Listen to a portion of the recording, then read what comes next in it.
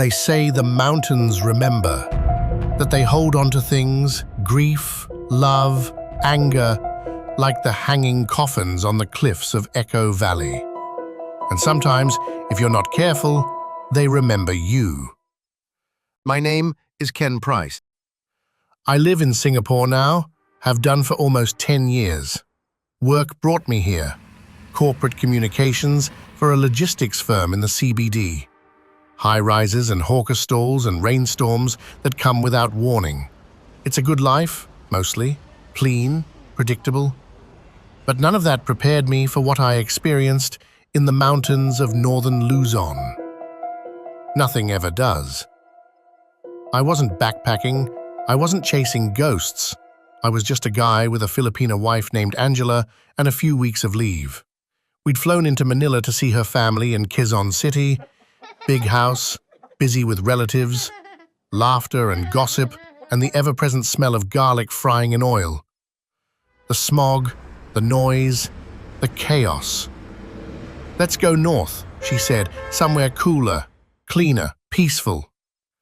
She smiled in that way she always did when she had something planned, and I agreed, just happy to escape the traffic and her endlessly gossiping aunties. We hopped on a rickety bus heading north. 12 hours later, winding up through fog and pine trees, we arrived in Sagada. The town was beautiful, otherworldly even. It smelled like wood smoke and moss, and the mountains hugged the village like guardians from another time. People spoke in quiet tones, and there was this stillness, like the land itself was holding its breath. We stayed in a wooden guest house, run by an old man with cloudy eyes and a scar, like a white river across his cheek. He never told us his name, just handed us a rusty key and said, "No whistling at night?" Angela laughed. I didn't. The first few days were uneventful, exploring caves, drinking mountain coffee, visiting the hanging coffins. But on the third night, something shifted. It started with the dreams.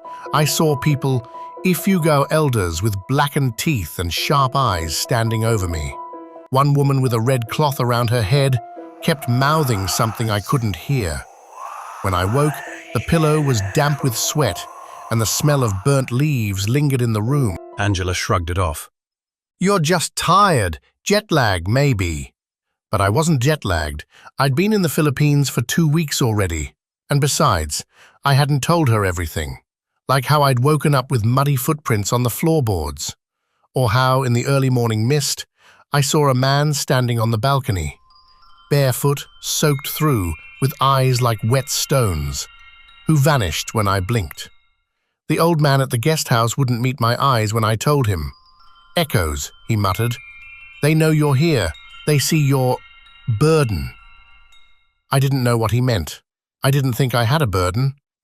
Not until I remembered the little wooden idol I'd picked up at a roadside stall near Bontoc.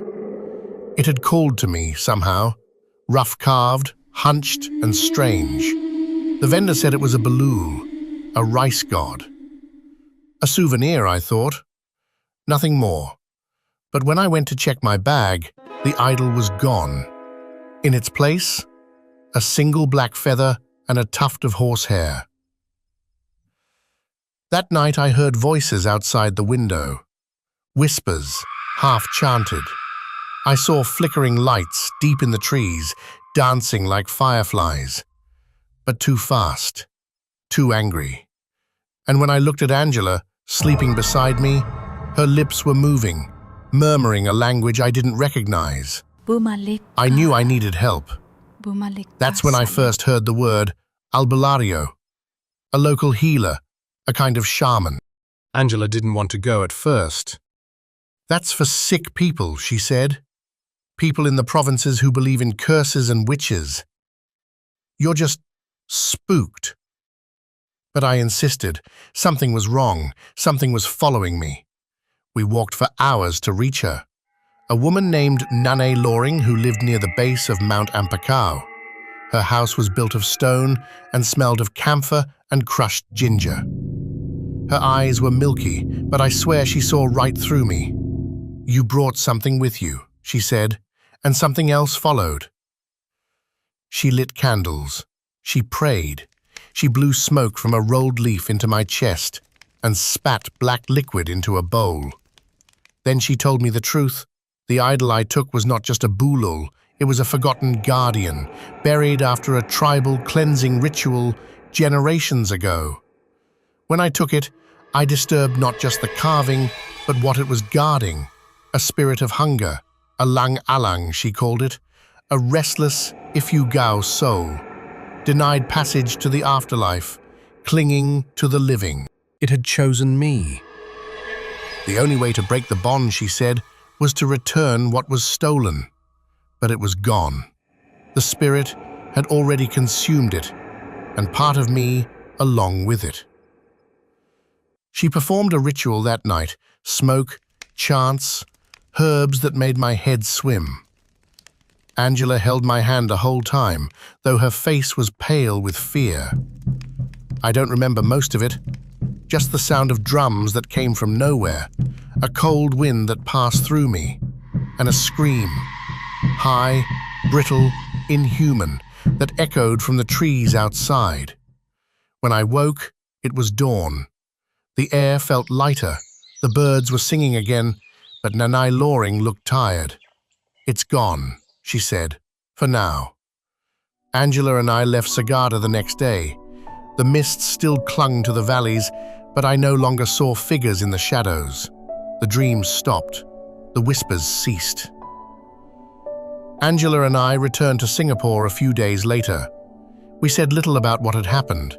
She eventually moved back to Manila to care for her mother, and we grew apart. But the Philippines didn't let me go.